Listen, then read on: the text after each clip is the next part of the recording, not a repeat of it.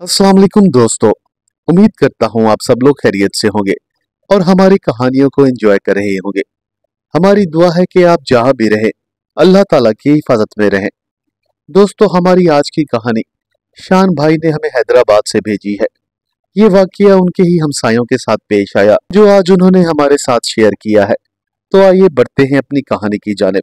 मारिया अपने माँ बाप की इकलौती और लाडली बेटी थी। मारिया के वालिद बाजार में कपड़े का काम किया करते थे। उन्हें अपने विरसे में काफी जायदाद मिली थी, लिहाजा मारिया इस सब की इकलौती इकलौती वारिस थी। आज से पहले तक तो वो किराए के घर में रहा करते थे, लेकिन बहुत जल्द मारिया के वालिद फरूक साहब ने अपनी एक कोठी तामीर करवा ली जो हमारे घर के बिल्कुल पास ही थी। जबकि मारिया लोगों के घर के बिल्कुल साथ एक वसी और आलीशान कोठी बनी हुई थी। सुनने में आया था कि इस घर के मकीन मुल्क से बाहर रहते हैं और ये घर सालों से बंद पड़ा हुआ है। मारिया जब भी टेरेस पर आती तो उस घर की तरफ उसकी निगाहें खुद ब खुद ही उठ जाया करती थी। ये एक वसी और आलीशान तर्जो तामीर का मुंह बोलता हुआ शाहकार था, लेकिन यहाँ कोई क्यों नहीं रहता? मारिया अक्सर खुद से ये सवाल किया करती और काफी देर तक उस वीरान घर की बेरंग दीवारों को देखा करती। इन दोनों घरों की दीवारें आपस में साथ साथ जुड़ी हुई थी। अगर वो चाहती तो बड़ी आसानी से उस घर के अंदर भी दाखिल हो सकती थी, लेकिन एक अनजाना सा खौफ उसे हमेशा रोके रखता। एक दिन मारिया वो सुनसान घर देखने में मगन थी कि उसकी माँ फौजिया बेगम ने उसे पुकारा। वो फौरन ही पलटी और नीचे की तरफ सीढ़ियां उतरने लगी, लेकिन उसे मालूम न था कि उसकी अकब से दो आग बरसाती हुई आंखें उसे काफी देर से घूर रही थी। जैसे ही शाम का वक्त हुआ तो आसमान पर गहरे काले बादल छा गए और तेज तेज हवाएं चलने लगी। मारिया रोज की तरह आज भी टेरेस पर खड़े हुए मौसम को एंजॉय कर रही थी। आज वो एक रेड लिबास में मलबूस थी और उसने अपने बाल भी खोल रखे थे। अचानक ही एक तेज हवा का झोंका आया और उसके दुपट्टे को उड़ाकर अपने साथ ले गया। मारिया का दुपट्टा उड़कर उसी साथ वाले सुनसान घर में जा गिरा था। उसने परेशानी से घर के आंगन की तरफ देखा। वो दुपट्टा उसे बहुत पसंद था। पहले तो उसने सोचा कि वो खुद ही चली जाए या किसी को मदद के लिए बुला ले। अगर वालदा को बताती है तो वो उसे सख्त अल्फाज से डांट डपट करेंगी, क्योंकि फौजिया बेगम ने उसे बाल खोलकर अपने आस पड़ोस में जाने से मना किया हुआ था। इसलिए उसने खुद ही उस घर में जाने का फैसला किया। वो अंदर ही अंदर से डरी हुई थी, लेकिन भला आखिर क्या करती? वो दुपट्टा उसका फेवरेट था। वो अपने घर के पर्दे से नीचे उतरकर अब उस मकान की दीवार पर आ खड़ी थी। थोड़ी ही देर बाद मारिया ने इसे भी आसानी से पार कर लिया। इससे पहले कि वो आगे बढ़कर उस मकान के सहन से अपना दुपट्टा उठाती, दुपट्टा उड़ता हुआ घर के सहन की दूसरी जानिब जा गिरा। जिस जगह मारिया का दुपट्टा गिरा था उसके साथ ही सीढ़ियां एक तहखाने की जानिब जा रही थी। उसने तेजी से अपने कदम उठाए और दुपट्टा लेने की खातिर लब की, लेकिन दुपट्टा फिर से उड़ा और सीढ़ियों से होता हुआ नीचे तहखाने की जानिब चला गया। एक दो पल सोचने के बाद आखिरकार मजबूरन उसे नीचे जाना ही पड़ा। वो जैसे जैसे सीढ़ियां उतर रही थी उसका दुपट्टा खुद ब खुद ही नीचे बढ़ता चला जा रहा था। सीढ़ियां अबूर कर लेने के बाद मारिया ने जो मंजर देखा वो उसे हैरान कर देने के लिए काफी था, क्योंकि वो अब तक उस मकान के सेकंड फ्लोर पर थी। नीचे आते ही वो एकदम सकते में आ गई, क्योंकि ये एक वसी और रीस घर था। इसमें एक तरफ गैराज जबकि दूसरी तरफ एक बहुत बड़ा सा सहन था। उसने जैसे ही सहन में कदम रखा तो एक गहरे सकूत ने उसका इस्तकबाल किया। घर का मेन दरवाजा जंगालूद हो चुका था और सहन में जा बजा दरख्तों के खुश्क पत्ते बिखरे पड़े थे। पूरा घर मकड़ियों के जालों से भरा पड़ा था, जिसे देखकर मारिया को वहशत सी होने लगी थी। उसके दिल को खौफ का एक धड़का सा लगा, जैसे कोई भूत अभी उसके सामने आ जाएगा। क्योंकि ये घर एक तवील अरसा से बंद पड़ा हुआ था, लिहाजा इसमें जिन भूत या फिर आसेब का बसेरा हो सकता है। मारिया ने अपने बचपन से ही सुन रखा था कि अक्सर वीरान घरों में आसेब अपना डेरा डालते हैं। उसने फौरन ही अपने जहन से इस ख्याल को निकाला और तेजी से अपने दुपट्टे की तरफ लपकी। अपना दुपट्टा उठा लेने के बाद वो तेजी से अपने घर की तरफ दौड़ी, लेकिन इससे पहले कि वो दीवार पर चढ़ती अचानक से तेज बारिश शुरू हो गई। लेकिन इतनी देर में मारिया अपने घर वापस आ चुकी थी।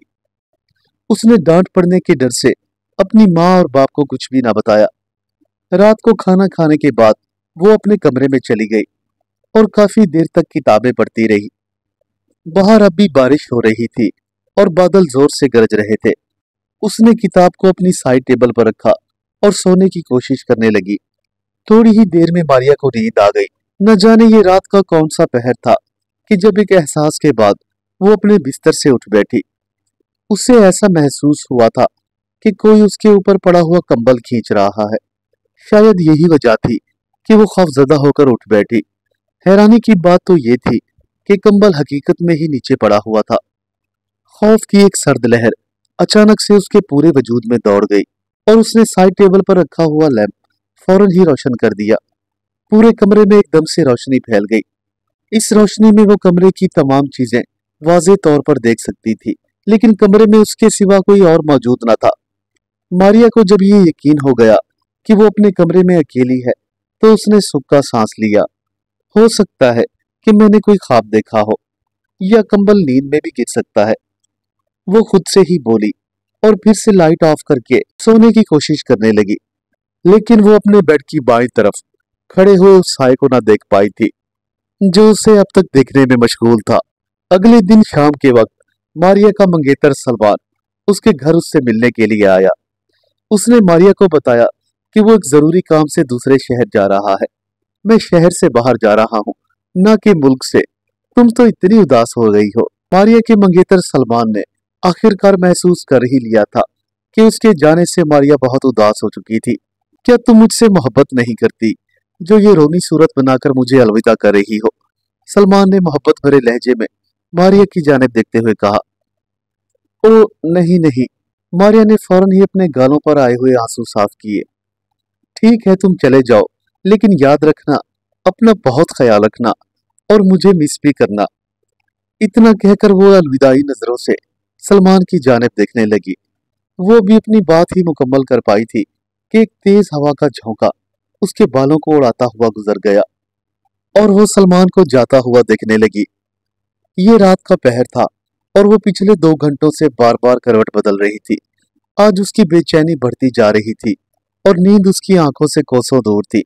आखिरकार वो तंग आकर उठ बैठी और साइड टेबल पर रखा हुआ लैंप रोशन किया।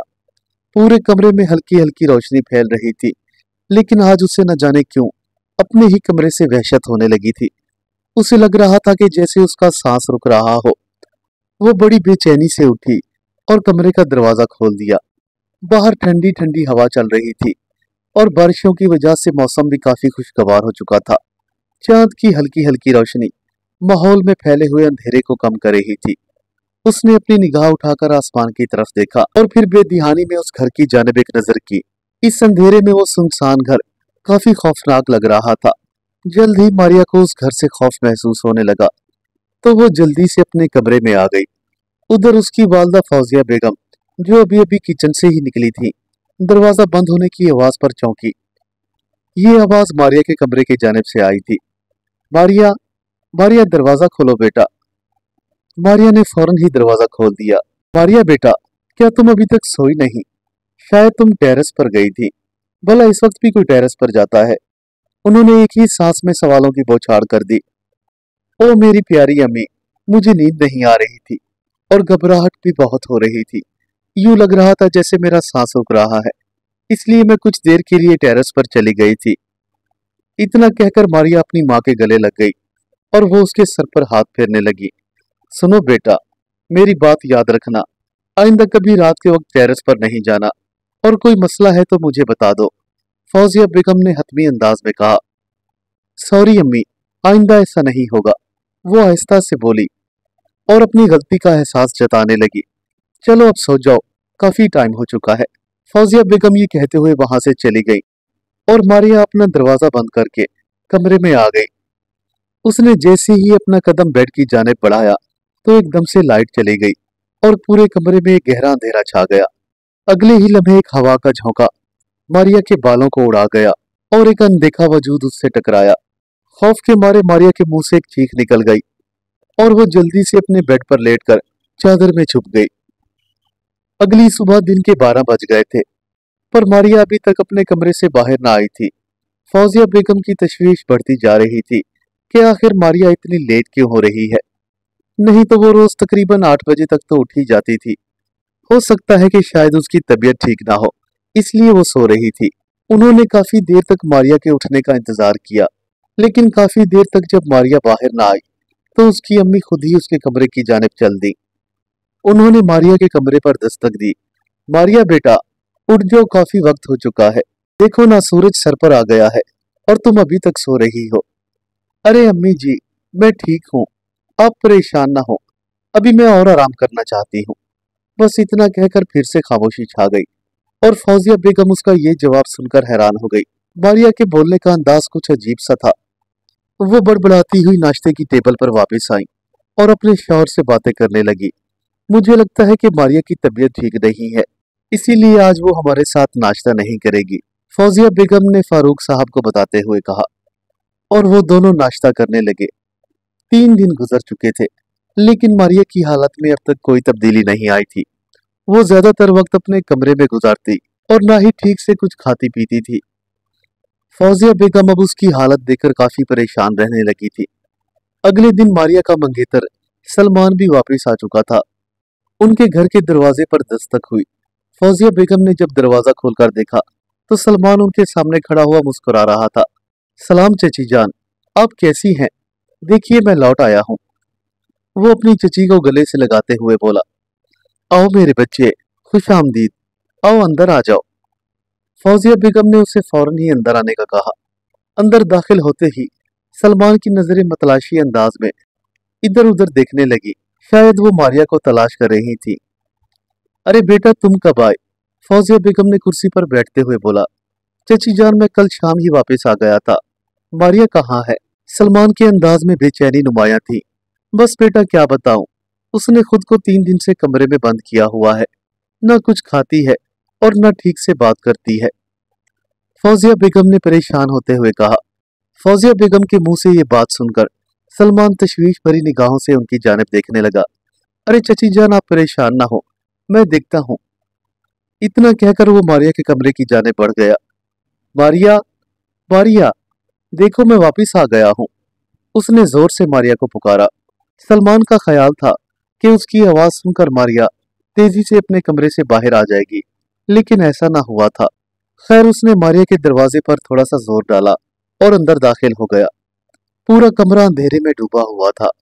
उसने आगे बढ़कर लाइट ऑन की तो उसकी पहली नजर मारिया पर पड़ी। मारिया घुटनों में अपना सर दबाए चुपचाप बैठी हुई थी। कमरे की लाइट ऑन होने के बावजूद भी उसने अपना सर ऊपर ना उठाया और ना ही सलमान की जानिब देखा। सलमान ने उसे तशवीश भरी निगाहों से देखा। उसके लंबे लंबे बाल दाएं बाएं बिखरे हुए थे और वो बड़ी अजीब वहशतज़दा अंदाज में बैठी हुई थी। हालांकि आज से कभी पहले सलमान ने मारिया को इस रूप में न देखा था। वो तो हमेशा अपने खूबसूरत बालों को समेट कर और बनाकर रखती थी। मारिया, उसने बड़ी नरमी से मारिया को पुकारा, लेकिन मारिया ने अपना सर ऊपर न किया। उसने फौरन ही आगे बढ़कर मारिया के कंधे पर हाथ रखा।